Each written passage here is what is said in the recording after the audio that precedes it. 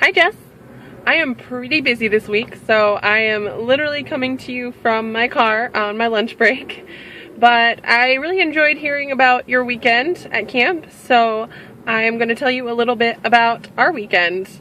Aaron and I spent the weekend camping with his family and a bunch of other families from Calvary. It was our official church camp out.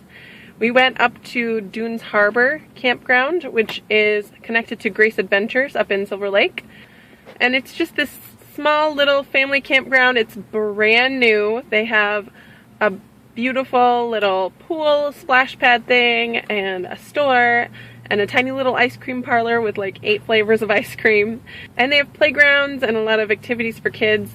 So they have a lot of things to do if you're about 10 and under. But we still had a lot of fun just hanging out with our church family and talking and doing things and sharing meals. And of course we brought our books. So it was a really fun, relaxing weekend. One thing that is really exciting about that campground is that it's connected with Grace Adventures, which is also connected with Paradise Ranch, which is a horse ranch that Aaron and Ethan and Lucas went to when they were younger. And I've always been just a little bit jealous that they got to go to horse camp and learn to ride a horse and do all this stuff.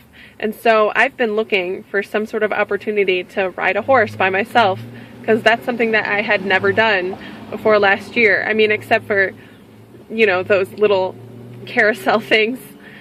But last year was the first time we had been to Dunes Harbor, and Aaron discovered that if you're camping there on a Saturday, then you can go to Paradise Ranch for a trail ride. And he surprised me by signing us up for it, and me and the guys went all together, and it was a lot of fun. It was so exciting. And so when we went this year, of course, we wanted to do it again. So we did, and this year I kind of knew a little bit more about how to direct the horse and keep it from eating, and I knew what to expect more, and so it was just really nice and relaxing. We just rode through the woods and it was really beautiful, and I didn't really actually have to do that much because they just sort of follow each other. So that's one really fun thing that we got to do. Julie and Alex came up for the day on Saturday and we hung out with them, which was fun. It got really hot, so even though the pool was super crowded, we hung out in there for a little while until it cooled down. And like I said, we just had fun hanging out and talking and stuff. On Sunday, when we left, we went to a place called Dog and Suds, which is a sort of drive-in hot dog place, which was really good. And then in the evening, we went out for dinner for all of the guys' birthdays, so that was really nice, and it was just a really fun weekend. But before all of that, before we even went camping, I received a very exciting piece of mail. It's something that I have been waiting for several months, something that for a long time I wasn't sure would ever come or ever happen. And well, let me just show you. So this is a copy of the September edition of Reform Worship, which is a magazine that just has resources for worship. It's published in Grand Rapids. And if we turn to page 36,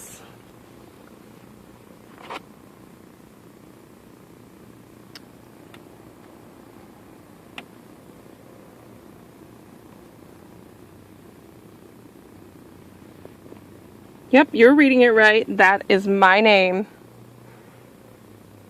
And that's me. What? So how this all happened is that 2 years ago, in my senior year of college, my last semester, I took a spiritual writing class and I wrote a meditation about worship. And my lit professor, Dr. G, suggested that I try to get it published, and I thought, well, I don't know anything about that, but I sent it to my worship prof, and she told me that she sent it to the editor of Reform Worship, and that was really exciting and cool. And then I just didn't hear anything for a long time, and I just figured, oh, well, I guess it didn't work out. But last November or December, I got an email saying that they were considering publishing my article in the June edition. And could I send in a bio and a headshot and a final edition? Needless to say, I was super nervous but super excited about this idea, and so I gathered up what I needed and I sent it off. And then sometime, I think in April, they emailed me again and said that they were going to publish it, but not in the June edition, in the September edition. So I was going to be published, but I had to wait until September. And, well, here it is. And it feels really, really weird, but really nice to see my name in print. And maybe I'll do it again sometime, or maybe not. But it's just something I'm really excited about right now. And I really wanted to share it with you now that it's officially really happened.